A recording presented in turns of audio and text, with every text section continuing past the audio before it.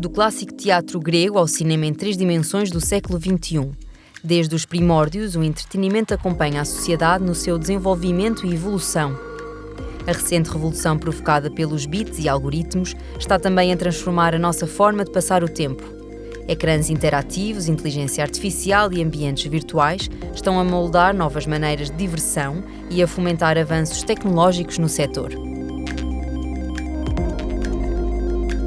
Olá, eu sou a Mariana e hoje vamos falar sobre o futuro do entretenimento.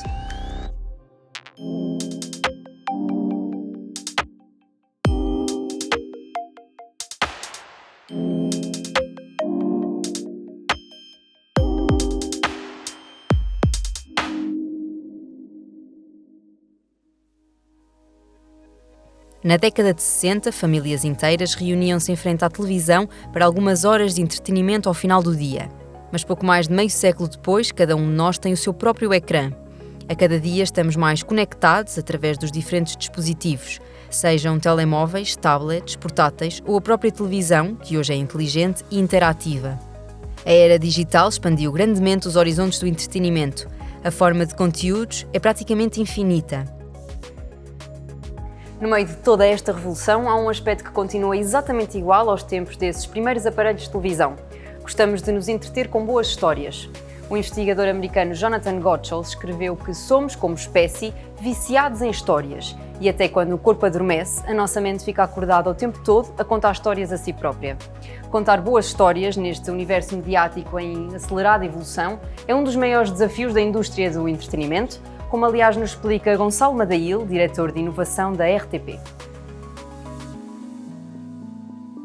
Por muito que o mundo avance e por muito que a evolução muitas vezes até nos confunda, dado a parafernália de dispositivos, o glossário, as terminologias que se alteram, há um permanente back to basics, um retorno à base. Nada funciona melhor do que uma boa história, muito menos naquilo que é a comunicação de massas, onde é necessário que o afeto, a empatia seja criada através destes conteúdos e, portanto, uma boa história vence tudo. Isso é milenar e, a meu ver, não mudou.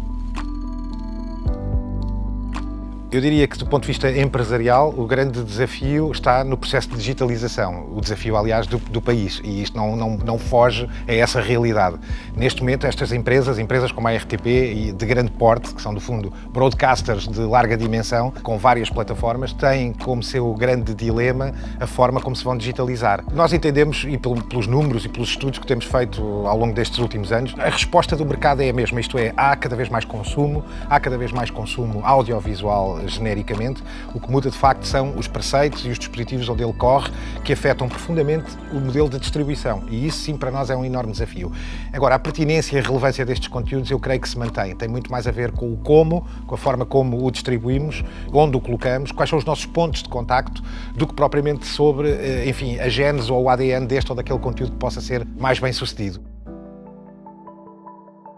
Desde que apareceu, a televisão destaca-se como um excelente meio para transmitir boas histórias. Embora tenha surgido no mundo analógico, tem-se adaptado e evoluído de forma a manter-se relevante na era digital. Em Portugal, o projeto Chic mobilizou 24 entidades científicas e tecnológicas para a criação de novos processos, produtos e serviços ligados à produção audiovisual e multimédia. Coube uma equipa da Universidade de Aveiro, do grupo Social ITV, contribuir para o desenvolvimento de um sistema que pretende facilitar a nossa relação com a televisão. Jorge Ferraz de Abreu fala-nos sobre este projeto.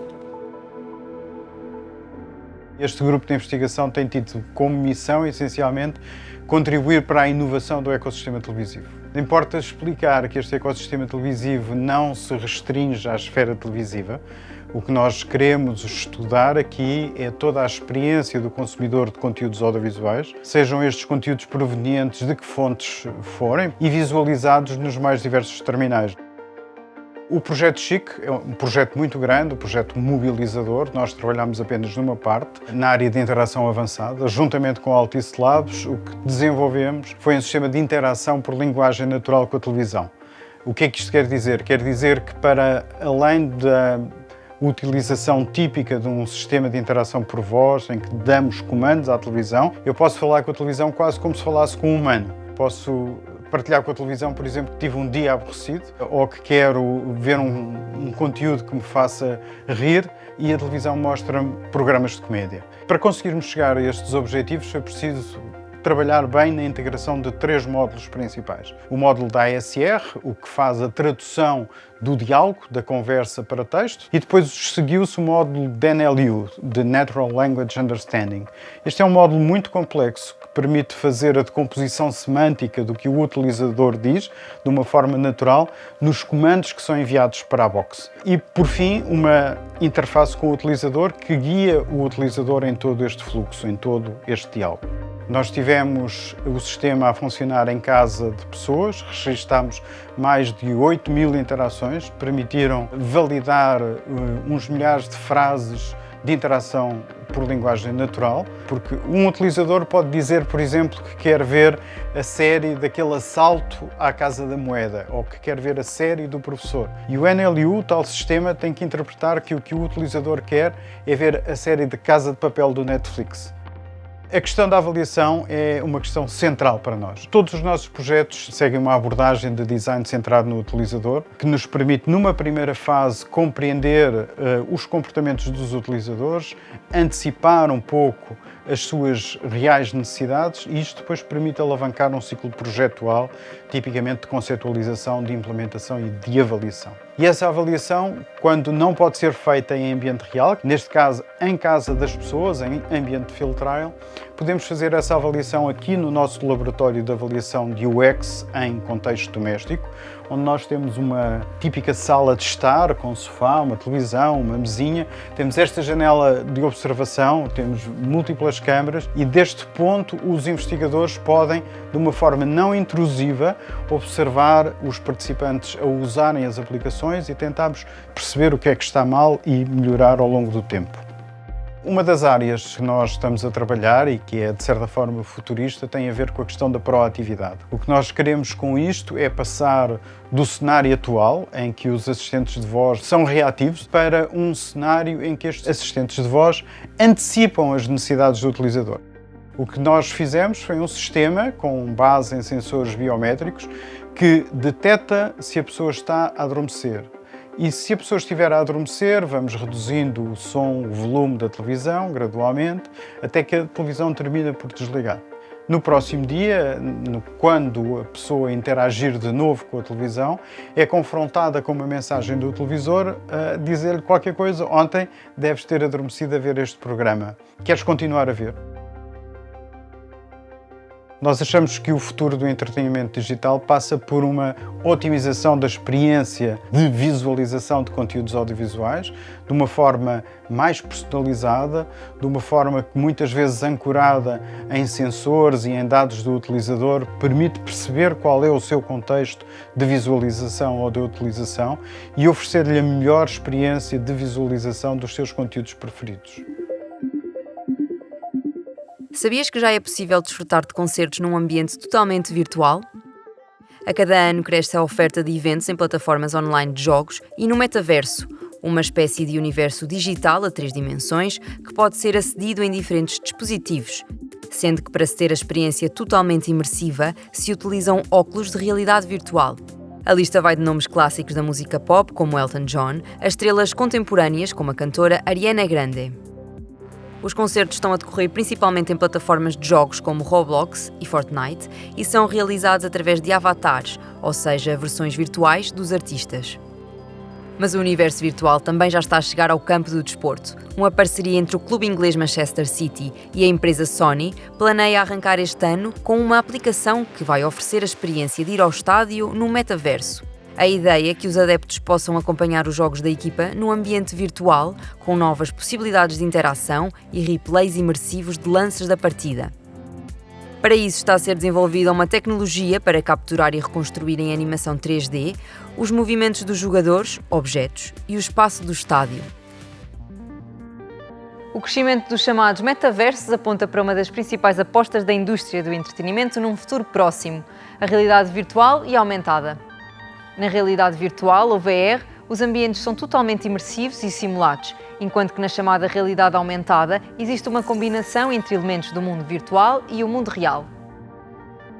Esses novos universos digitalizados estão a desenvolver-se em alta velocidade, assim como as tecnologias que os suportam.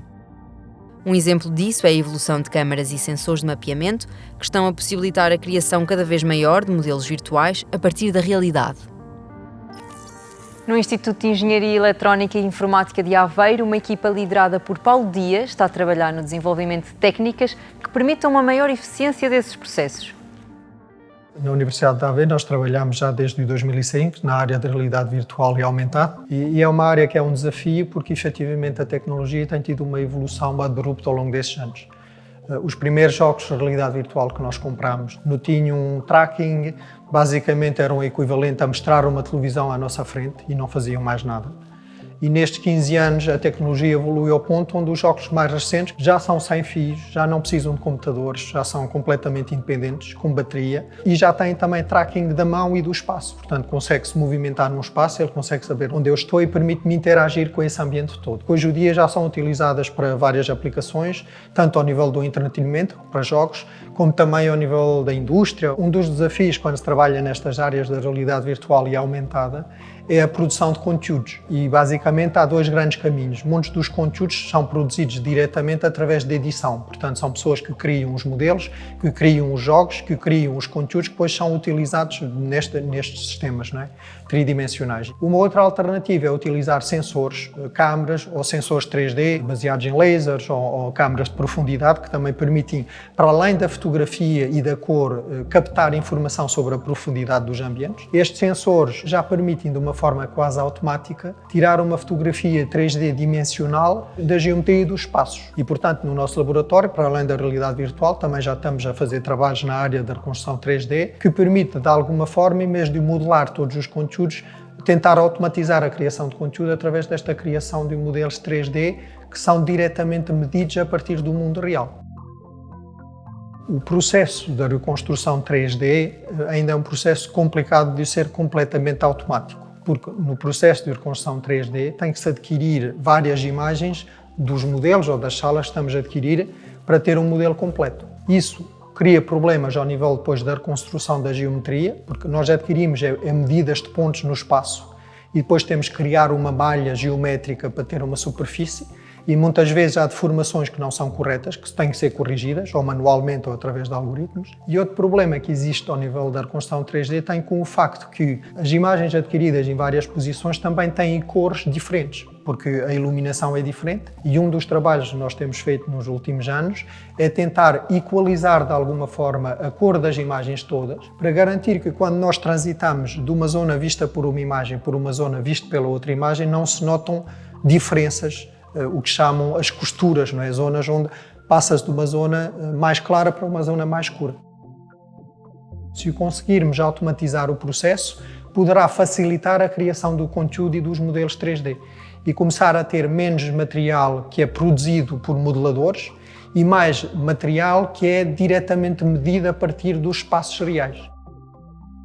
Uma das grandes limitações destas tecnologias hoje em dia é a falta do ático, do tocar. É um problema complicado, para o qual já há algumas soluções táteis de vibração, mas, por exemplo, conseguir pegar um objeto e sentir o peso são coisas que ainda não são fáceis de resolver e para as quais não há, digamos assim, uma solução óbvia. As evoluções tecnológicas, como a inteligência artificial, prometem algumas mudanças na produção de conteúdo, mas os caminhos do futuro ainda estão a ser desenhados. Eu diria que, para já, o que pode afetar até são áreas, eu diria, de envolvimento, áreas como, por exemplo, as áreas plásticas, as áreas das artes gráficas, das artes visuais, podem sim, e há uma sensação de ameaça na comunidade, nesse sentido, com aquilo que a resposta da inteligência artificial tem conseguido dar. Mas depois voltamos sempre ao mesmo, isto é, para o entretenimento, tudo está cingido à forma como a história é contada e à forma como a empatia dos intervenientes chega lá à casa, digamos assim, seja no ecrã, seja no telemóvel, seja na televisão convencional. E, portanto, eu acho que a inteligência artificial, para já, se é que se pode falar de um ambiente ou de uma sensação de ameaça, tem muito mais a ver com estas componentes da feitura do que propriamente na qualidade criativa ou na entrega criativa.